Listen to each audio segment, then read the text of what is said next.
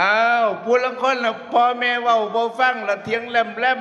จนว่าแบ่งให้แบ่งหน้าแต่งงานให้กูกับปาดบักสามเมียพุ่นเอาไปเอามาได้เมียไม่ห่างเขาก็มาตัวกี่ตับเบิดจุดขายเบิด60 กว่ามรดกบ่เหลือได้หน้าหลายกว่าหมู่เมาบ่เศร้าเมาแล้วครับ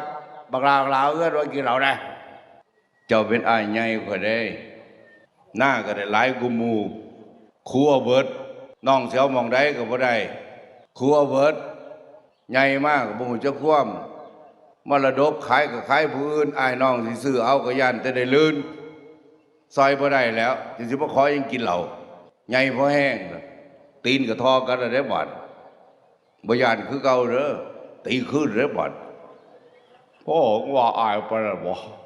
ไปเอาก็น้องอะไรเว้ยอีน่าเอาเงินให้อายกินเหล้าแลเท่าพอดีไปบวชยังสแตกเหล่าบ่เศร้าใครก็มีผัวมีลูกตัว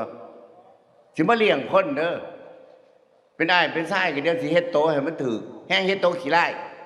มาให้เด้อมีแต่ผู้สั่งเบิด